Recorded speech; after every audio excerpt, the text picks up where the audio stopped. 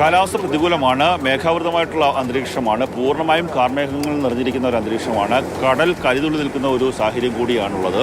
അതുകൊണ്ട് തന്നെ എപ്പോൾ വേണമെങ്കിലും മഴ പെയ്യാൻ വരുന്ന ഒരു സാഹചര്യത്തിലുണ്ട്. അങ്ങനെ വന്നു കഴിഞ്ഞാൽ കൂടുതൽ കാറ്റുമൊക്കെ തന്നെ വന്നു കഴിഞ്ഞാൽ കൂടുതൽ തെക്കൻ മേഖലയിലേക്ക് ഈ കണ്ടെയ്നർ ഒഴുകിപ്പോകാനുള്ള സാധ്യതയുണ്ട്. പ്രദേശവാസികളായിട്ടുള്ള ആൾക്കാരൊക്കെ തന്നെ ഒരു വല്ലാത്തൊരു ആശങ്കയിലാണോ നിങ്ങൾ? ഇതിൽ പ്രധാനപ്പെട്ട ആശങ്ക എന്ന് പറയുന്നത് ഒന്ന്, കടൽ പ്രക്ഷുബ്ധമായി നിൽക്കുകയാണ്. പ്രക്ഷുബ്ധമായി നിൽക്കുന്ന സാഹചര്യത്തിൽ മത്സ്യബന്ധനത്തിന് പോയ മത്സ്യബന്ധന യാനങ്ങൾ ഓടി കരയിലേക്ക് വരികയാണ്.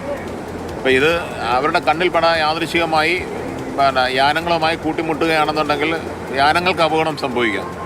ഇത് എത്രയും പെട്ടെന്ന് കരയ്ക്ക് കയറുന്നതാണ് മത്സ്യത്തൊഴിലാളികളെ സംബന്ധിച്ച് ഏറ്റവും. അതായത് നമ്മളിപ്പോൾ കണ്ണുകൊണ്ട് കാണാൻ സാധിക്കും, ആ ബോട്ടുകൾ അവിടെ പോകുന്നുണ്ട്. പക്ഷേ ആ ബോട്ടുകൾ പോകുന്ന സ്ഥലത്തിനോട് അടുത്ത് തന്നെയാണ് ഈ കണ്ടെയ്നർ ഒഴുകി പോകുന്നത്. അത് തന്നെ, ബോട്ടുകൾ പോകുന്ന ദിശയിൽ കൂടി തന്നെയാണ് കണ്ടെയ്നറുകൾ ഒഴുകി വരുന്നതും. ഇതിലെ പ്രധാന പ്രശ്നമെന്ന് പറഞ്ഞത് പഴക്കമുള്ള ബോട്ടുകളുണ്ട്. 7 വർഷം 10 വർഷം പഴക്കമുള്ള ബോട്ടുകളുണ്ട്. അപ്പോൾ അതിൻ്റെ ഹള്ള് അത്രത്തോളം ബലം ഉള്ളതായിരിക്കത്തില്ല. അപ്പോൾ ഇതുമായി കൂട്ടിയിടിക്കുകയാണെന്നുണ്ടെങ്കിൽ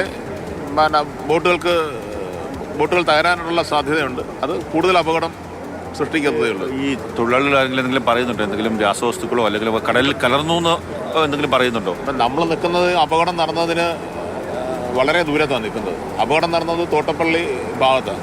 അപ്പോൾ കടലിൽ എന്തെങ്കിലും ഇന്ധനം പറഞ്ഞിട്ടുണ്ടെങ്കിൽ അത് ആ ഭാഗത്തൊക്കെ തന്നെ ഉണ്ടാവാൻ സാധ്യതയുള്ളൂ. ഇങ്ങോട്ട് നമ്മുടെ ഈ കൊല്ലം അഴിക്ക് തെക്കോട്ട് അങ്ങനെ ഒരു റിപ്പോർട്ട് ഇതുവരെ നമുക്ക് വന്നിട്ടില്ല. ഇതിപ്പോൾ തെക്കോട്ടാണ് കടൽ ഒഴുകുന്നത്, അതിൻ്റെ കാറ്റുണ്ട്. ഇത് എവിടേക്ക് പോയി നിൽക്കാനാണ് സാധ്യത? അത് നമുക്ക് പറയാൻ പറ്റത്തില്ല. കാറ്റിൻ്റെ ഗതി അനുസരിച്ചാണ്. ഇപ്പോൾ കാറ്റിൻ്റെയും ഒഴുക്കിനും അനുസരിച്ചാണ് ഇത് തെക്കോട്ട് നീങ്ങിക്കൊണ്ടിരിക്കുന്നത്. ഇത് തിരിച്ച് കാറ്റ് വീഴുകയാണെന്നുണ്ടെങ്കിൽ തിരിച്ചു വേണമെങ്കിൽ ഒഴുകുക. അതായത് ഇന്നലെ പറഞ്ഞിരുന്നത് 45% ആലപ്പുഴ തീരത്തും 25% കൊല്ലം തീരത്തും. പക്ഷേ ഇന്ന് വന്ന കണ്ടെയ്നറെല്ലാം നമുക്ക് കാണാൻ സാധിക്കും. അവിടെ ഒഴുകി വരുന്നതെല്ലാം നമ്മുടെ കൊല്ലം തീരത്തെ കാണാം. അതുകൊണ്ടാണ് ചോദിച്ചത്. നമ്മളിതൊരു കണക്കൂട്ടലിൻ്റെ അടിസ്ഥാനത്തിൽ പറയുന്നതല്ലേ. പക്ഷേ കാറ്റിൻ്റെ ദിശയെപ്പറ്റി നമുക്ക് അങ്ങനെ ഒരു പ്രവചനം മുൻകൂട്ടി പറയുവാൻ കഴിയുമോ? എപ്പോൾ വേണമെങ്കിലും അങ്ങോട്ട് വേണമെങ്കിലും മാറി സംഭവിക്കാം. പ്രത്യേകിച്ച് ഇനിയിപ്പോൾ ഈ മൺസൂൺ തുടങ്ങി കാലവർഷം ആരംഭിക്കുന്നതിനനുസരിച്ച് കടൽ എപ്പം പ്രക്ഷുബ്ധമാകുമെന്നും അന്തരീക്ഷത്തിൽ വരുന്ന മാറ്റം എന്താണെന്നും പ്രത്യേകം പ്രവചിക്കുവാൻ കഴിയത്തില്ല. ഈ ഇവിടേക്ക് ജനങ്ങൾ ഒരു ആശങ്കയിലുണ്ടോ? ജനങ്ങൾ പേടിപ്പെടുന്ന അവസ്ഥയുണ്ടോ? കാര്യം ചെറിയഴിക്കൽ കുറേ ജനങ്ങൾ മാറ്റി പാർപ്പിക്കുകയും ചെയ്തിരുന്നു. ജനങ്ങളുടെ ആശങ്ക ഇതിനകത്ത് എന്താണ് എന്നുള്ള അറിയില്ലല്ലോ. സ്ഫോടക വസ്തു വരെ ഉണ്ട് എന്നുള്ള തരത്തിലാണ് ഇതിൻ്റെ കൂട്ടത്തിൽ ഈ സോഷ്യൽ മീഡിയയിലും മറ്റും വ്യാപകമായി മറ്റു പലതും പ്രചരിക്കും. അതിപ്പം സ്വാഭാവികമായിട്ടും എന്ത് പ്രശ്നം ഉണ്ടായാലും അതിൻ്റെ 2 വശങ്ങൾ പ്രചരിപ്പിക്കപ്പെടുമല്ലോ. സത്യസന്ധമായിട്ടുള്ള കാര്യങ്ങളും വരും, കളവായിട്ടുള്ളതും വരും. അപ്പോൾ ഭീതി ഉണ്ട്. എന്നാൽ അത്ര വലിയ ഭയപ്പാടൊന്നും ഇവിടെയുള്ള ജനങ്ങൾക്കില്ല.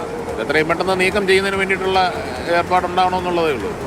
അദ്ദേഹം പറഞ്ഞ ഏറ്റവും പ്രധാനപ്പെട്ട ഒരു കാര്യമാണ് ജയലക്ഷ്മി. കാര്യം ഈ യാനങ്ങൾ തിരിച്ചു വരുന്നുണ്ട്. കാര്യം മത്സ്യബന്ധനത്തിന് പോയിട്ടുള്ള ഈ കടലിൽ 15 ദിവസവും 20 ദിവസമൊക്കെ തന്നെ കടലിൽ കിടന്ന് മത്സ്യം പിടിച്ച് തിരിച്ചു വരുന്ന യാനങ്ങൾ ഈ കാലാവസ്ഥ പ്രതികൂലമായതുകൊണ്ട് തന്നെ തിരിച്ച് വരുന്ന ഒരവസ്ഥയാണ്.